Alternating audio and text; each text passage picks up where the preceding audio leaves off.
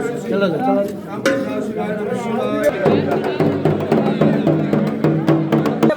बाबा के सवारी नंदी महाराज जी गाली गाली मत दिए देने वाला बेल वाला है। ভারতের এমন এক ধর্মীয় স্থান যেখানে 12টা জ্যোতির্লিঙ্গের মধ্যে একটা রয়েছে এবং পাশাপাশি 51 শক্তিপীঠের মধ্যেও পড়ে। ঝাড়খণ্ডের পঞ্চম বৃহত্তম শহর এবং কালচারাল ক্যাপিটাল অফ ঝাড়খণ্ড বলা হয়ে থাকে এই দেওঘরকে। নমস্কার, আমি অরিত্র। এই ভিডিওতে বলবো দেওঘরের 6টা দর্শনীয় স্থানের ব্যাপারে, তার ইতিহাস নিয়ে আলোচনা করব। আগের ভিডিওতে দেখিয়েছিলাম দেওঘরে কিভাবে আসবেন, কোথায় থাকবেন, মন্দিরে পুজো দেওয়ার তথ্য। সম্পূর্ণ দেওঘর ট্যুর গাইড নিয়ে একটা গোটা ভিডিও করা আছে এই চ্যানেলে, না দেখে থাকলে দেখে নেবেন। লিংক দেওয়া আছে ডেসক্রিপশন বক্সে। ভোর 5টার সময় ট্রেন থেকে নামলাম যশোরী স্টেশনে। জীবনে প্রথমবার দেওঘরে এসে এই হোটেলে উঠেছিলাম, Girija sunrise hotel and resorts, জলসার রোডের ওপর। এখান থেকে মন্দির 3 থেকে 4 মিনিট লাগে।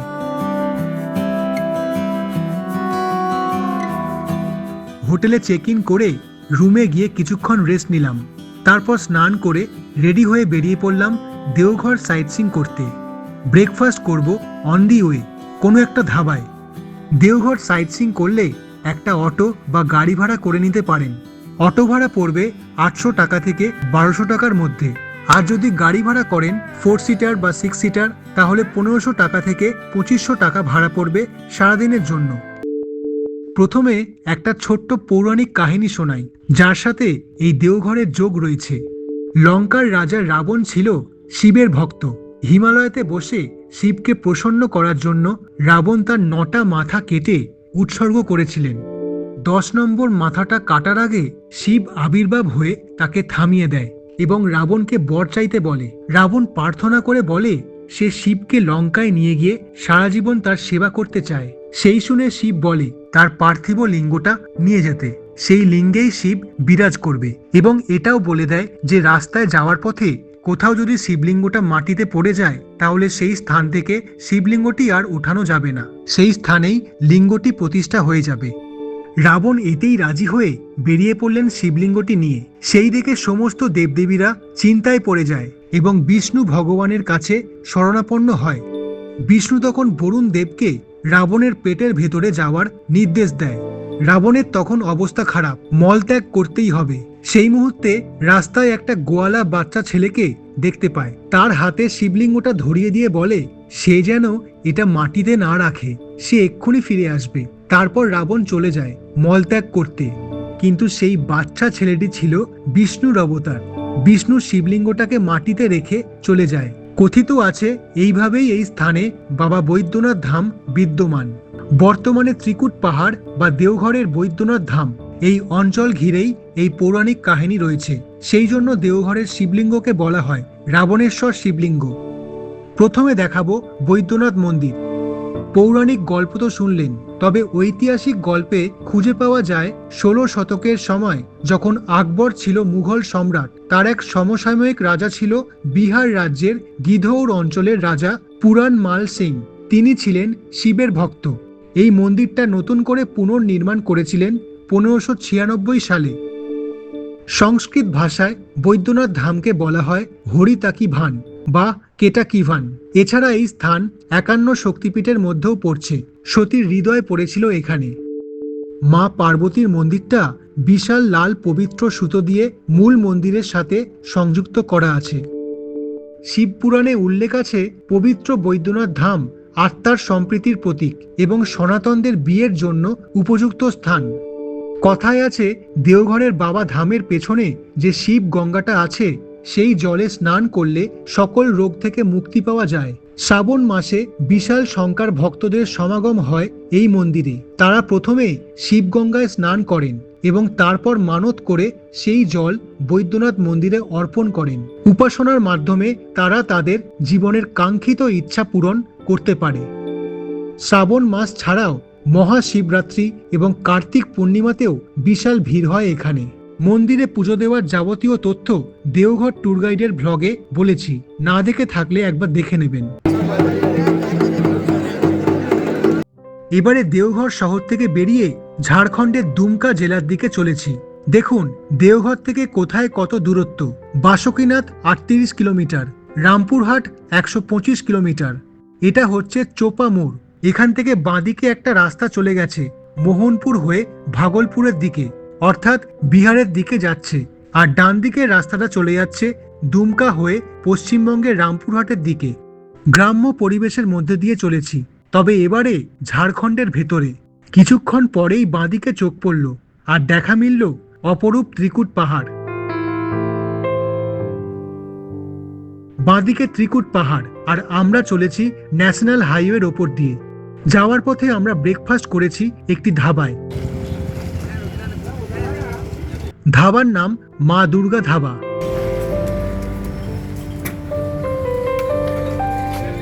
এখানে নিরামিষের মধ্যে সাউথ ইন্ডিয়ান খাবার পাবেন, ধোসা থেকে ইডলি, দই বড়া, সম্বর বড়া, এইসব।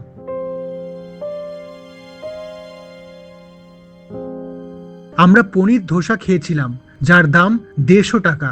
আরো অনেক রকমের ধোসা রয়েছে। পাশাপাশি এখানেই আপনি পাবেন সব থেকে ভালো প্যারা। যোগাযোগ করতে পারেন, তবে আপনাকে এখানে এসেই প্যারা কিনতে হবে। আর ধোসার পাশাপাশি খেয়ে নিলাম 20 টাকার মালাই চা। মা দুর্গা ধাবা থেকে ত্রিকুট পাহাড়ের ছবির মতন একটা দৃশ্য চোখে পড়ে। হঠাৎ যেন মনে হলো শিলিগুড়ি থেকে উত্তরবঙ্গের হিমালয়ে দর্শন করছি। ব্রেকফাস্ট করে এগিয়ে চললাম দেওঘরের দ্বিতীয় ট্যুরিস্ট স্পট দেখতে। দ্বিতীয় দর্শনীয় স্থান হচ্ছে বাসুকীনাথ মন্দির। দেওঘর শহর থেকে 40 কিলোমিটার দূরে এই বাসুকীনাথ মন্দির। দেওঘর থেকে সব থেকে দূরে এই ট্যুরিস্ট স্পট, তাই এখানে সবার আগে আসবেন। শিবকে উৎসর্গ করে এই মন্দির, একদম বৈদ্যনাথ মন্দিরের মতন দেখতে, তাই যমজ মন্দির বলা হয়ে থাকে। তাই জন্য বাবা বাসুকীনাথ ধাম নামেও পরিচিত। ঝাড়খণ্ডের দুমকা ডিস্ট্রিক্টের বাসুকীনাথ শহরে পড়ছে। শ্রাবণ মাসে যারা বৈদ্যনাথ মন্দিরে পুজো দিতে আসেন, তারা এই বাসুকীনাথ মন্দিরেও পুজো দিয়ে যান। শ্রাবণী মেলা এবং মহাশিবরাত্রির মতন প্রধান উৎসব অনুষ্ঠিত হয়। প্রতি বছর বিপুল সংখ্যায় ভক্তরা আসে। শোনা যায় একসময় এই অঞ্চলে ঘন জঙ্গল ছিল। এই অঞ্চলে একবার খরা হয়। সেই সময় এই অঞ্চলে একজন চাষি ছিল, যিনি ছিলেন প্রচন্ড শিবের ভক্ত। সে তার ভক্তি দিয়ে শিবকে ডেকে বলে, এই বাসুকীনাথ অঞ্চলে বৃষ্টি এনে দাও।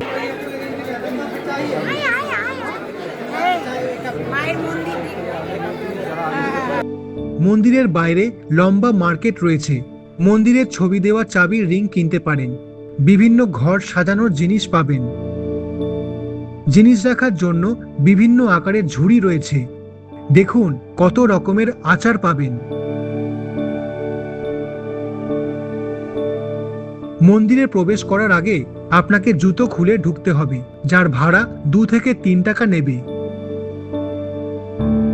সামনে পুরোহিত পেয়ে যাবেন যদি পুজো দেওয়ার ইচ্ছে থাকে। মন্দিরের ভেতরে ফুলমালার ডালা কিনতে পাওয়া যায়। এই ঘেরাও জায়গা দিয়ে আপনাকে মন্দিরের ভেতরে প্রবেশ করতে হবে।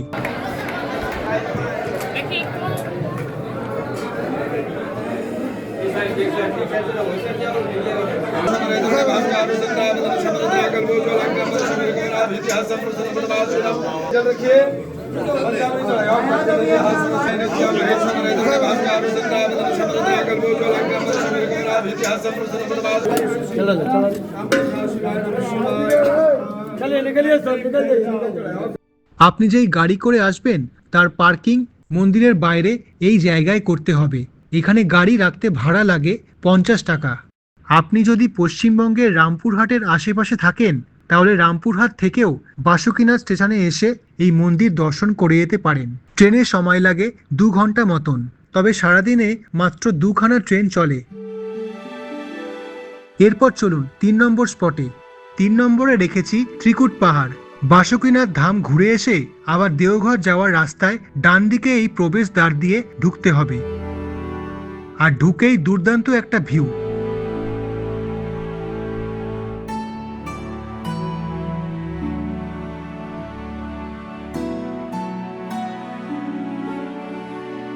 এই ত্রিকুট পাহাড়ের আরেক নাম ত্রিকুটাচল। দেওঘর শহর থেকে 20 কিলোমিটার দূরে এই ত্রিকুট পাহাড়। এই পাহাড়ের সর্বোচ্চ উচ্চতা 2470 ফুট। তিনটে বিশিষ্ট ভগবানের নামে তিনটে চূড়ার নামকরণ করা হয়েছে: ব্রহ্মা, বিষ্ণু এবং শিব। মাথার উপর থেকে যদি চলে আস, ওই যে লাফাচ্ছে। আরে আমরা এখন সবাই বিড়ালে বাচ্চার মতো লাফিয়ে লাফিয়ে দারুণ লাগছে দেখতে গাড়ির সামনে। তিনটে চূড়ার মধ্যে শুধুমাত্র একটা চূড়ায় পর্যটকদের যাওয়া আসার অনুমতি আছে। শান্ত এবং মনোরম দৃশ্যের টানে দর্শনার্থীরা এখানে আসেন। ঝাড়খণ্ডের একটি প্রাকৃতিক ও সাংস্কৃতিক নিদর্শন এই ত্রিকুট পাহাড়। পাশাপাশি ধর্মীয় জায়গা তো বটেই, এখানে বেশ অনেকগুলো মন্দির দর্শন করতে পারবেন। রামায়ণের কাহিনী অনুসারে রাবণ কৈলাস থেকে শিবলিঙ্গ উঠিয়ে লঙ্কায় ফিরছিলেন, যার গল্প আগেই করেছি। সেই সময় এই ত্রিকুট পাহাড়ের নিচে বরুণদেবের কৃপায় তার যাত্রা ব্যর্থ হয়। এখানেই তিনি মলত্যাগ করতে চলে যায়। তাই প্রচলিত কথায় অনেকে ত্রিকুট পাহাড়ের শিখরকে বলে রাবণের হেলিপ্যাড। আমরা নিচ থেকে ট্রেক করে উপরে উঠতে থাকলাম। পরপর দোকান রয়েছে।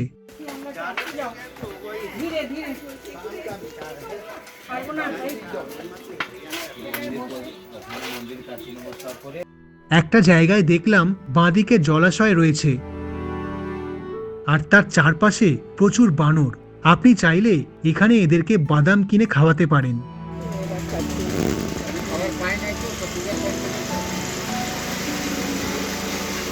কিছুটা ওপরে উঠে আমাদেরকে জুতো খুলতে হলো, কারণ এর ওপরে পরপর অনেকগুলো মন্দির রয়েছে।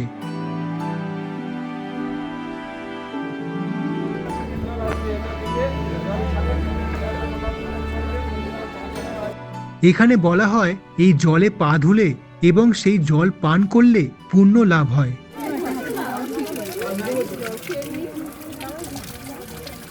সিঁড়ি দিয়ে ওপরে উঠে দর্শন পেলাম কালী মায়ের।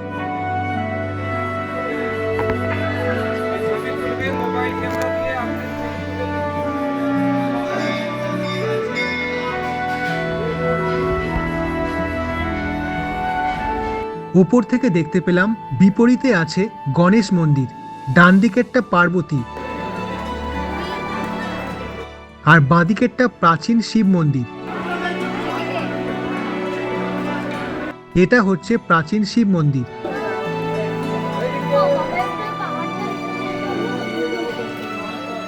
এটা পার্বতী মন্দির।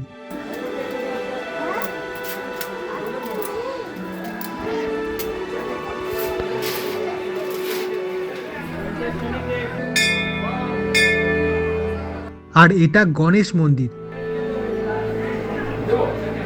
পাহাড়ের গায়ে রয়েছে ঘন জঙ্গল। সেই জঙ্গলের পথ পেরিয়েই যেতে হয় ত্রিকুটাচল মহাদেবের মন্দিরে। চারিদিকে বড় বড় পাথর, তার উপর বানর লাফিয়ে বেড়াচ্ছে। এই হচ্ছে হনুমান গুহা। ভেতরে আছে হনুমান ঠাকুর। আপনি যাবেন না ভিতরে? এটা হচ্ছে হনুমান গুহা। যখন রাবণ হরণ করে সীতামাকে পঞ্চবটি পাহাড় থেকে লঙ্কা নিয়ে যাচ্ছিল, এই ত্রিকুট পাহাড়ে জটায়ুর যুদ্ধ হচ্ছিল। যখন প্রথম অশোক বাটিকা সীতামাকে খুঁজতে বেড়াচ্ছিল, এখানে হনুমানজি বিশ্রাম নিল। পৌরাণিক কথা অনুযায়ী রাবণ যখন সীতাকে হরণ করে নিয়ে যাচ্ছিল, হনুমান জঙ্গলে খুঁজতে বেরোনোর সময় এখানে বিশ্রাম করেছিল, এই সেই ত্রিকুট পাহাড়ে। আরেকটু ওপরে গিয়েই দেখতে পেলাম ত্রিকুটাচল আশ্রম। 1924 সালের অক্টোবরের 3 তারিখে স্বামী সম্পাদানন্দা এই ত্রিকুটাচল আশ্রম স্থাপিত করেন। ভেতরে আছে দয়ানন্দ বাবার আশ্রম। বলা হয় শ্রী শ্রী ঠাকুর দয়ানন্দ দেবজি, ইনি ছিলেন শ্রী শ্রী রামকৃষ্ণ পরমহংস দেবের পুনর্জন্ম। ভেতরে ছবি তোলা নিষিদ্ধ। বাইরে জুতো খুলে দেখে এলাম। বাইরে রয়েছে হনুমান ঠাকুরের একটা মন্দির।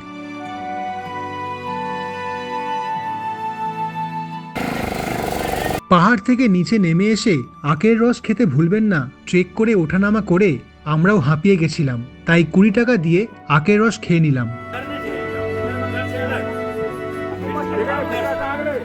2022 সালের এপ্রিল মাসে ঘটে যাওয়া কেবল কার অ্যাক্সিডেন্টের কারণে এখনো রোপওয়েটা বন্ধ রাখা হয়েছে এই ত্রিকুট পাহাড়ে। এই ত্রিকুট পাহাড় ঘুরে এবারে আমরা দুপুরের খাবারটা খেয়ে নিলাম। যেখানে ব্রেকফাস্ট করলাম মা দুর্গা ধাবাতে, সেখানেই দুপুরে লাঞ্চটা করে নিলাম। যে যার মতন খেলো, কেউ এগ থালি, কেউ ফিশ থালি, আবার চাইলে ভেজ থালিও খেয়ে নিতে পারেন। তবে এখানে ঝোল তরকারিটা বেশি খাবেন না। আমার পরের দিন সকালবেলা চোয়া ঢেকুর দিয়েছিল, হোটেলে গরম জল খেয়ে নামাতে হলো।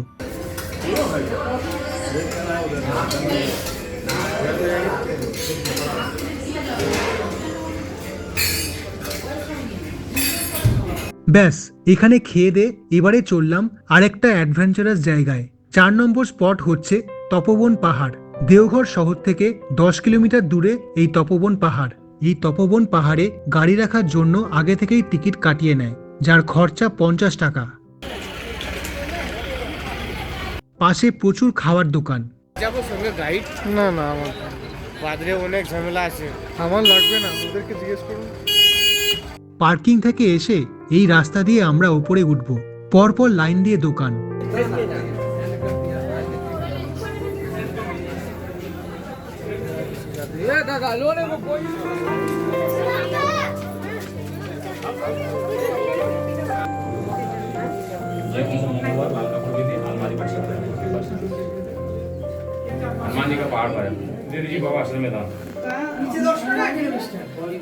এই তপবনে রয়েছে শিব মন্দির, যার নাম তপোনাথ মহাদেবা।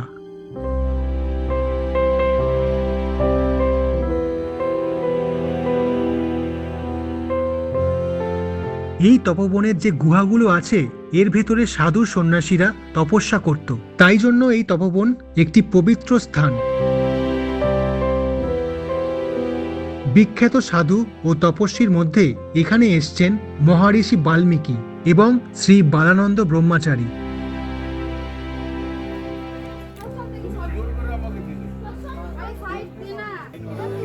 ওই যে হনুমান মন্দির দেখতে তপবনের একদম ওপরে উঠে মনটা জুড়িয়ে গেল।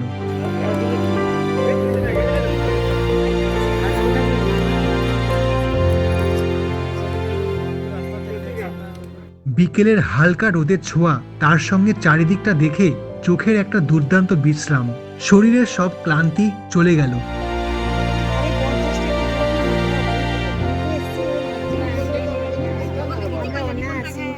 ওপর থেকে দেখতে পেলাম আমাদের গাড়ি পার্কিংয়ের জায়গাটা।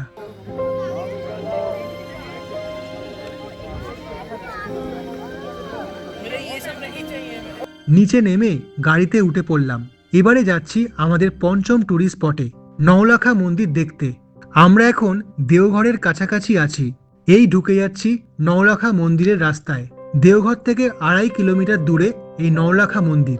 পাশেই আছে ভারত সেবাশ্রম। এই মন্দিরটা দেখা মাত্র আমার একটাই জায়গার কথা মাথায় এলো, আমাদের পশ্চিমবঙ্গের বেলুড় মঠের কথা। একদম সেই একই গঠনে তৈরি, তবে ভেতরে আছেন রাধাকৃষ্ণ। ভেতরে ঠাকুরের ছবি তোলা নিষেধ। এই মন্দিরের ইতিহাসের পাতা উল্টে দেখলাম 1941 সালে শ্রী চারুশীলা দাসী এই মন্দির প্রতিষ্ঠা করেন। জানেন এই চারুশীলা কে ছিল? আমাদের উত্তর কলকাতার পাথুরিয়া ঘাটার বাঙালি রাজপরিবারের ঘোষবাড়ির এক সদস্য। খুব মর্মান্তিক একটা ঘটনা ঘটে।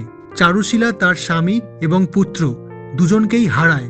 সেই কারণে মনের শান্তি পাওয়ার উদ্দেশ্যে বাড়ি ছেড়ে বেরিয়ে যায়। দেওঘরের বালানন্দ ব্রহ্মচারী আশ্রমে থাকতেন। তেনার নির্দেশে এখানে গড়ে ওঠে নওলাখা মন্দির। যেহেতু 9 লাখ টাকা খরচা হয়েছে এই মন্দির তৈরি করার পেছনে, তাই নাম দেওয়া হয়েছে নওলাখা। মন্দিরের উচ্চতা 146 ফিট। গ্রানাইট এবং মার্বেল দিয়ে তৈরি এই মন্দিরের স্ট্রাকচার।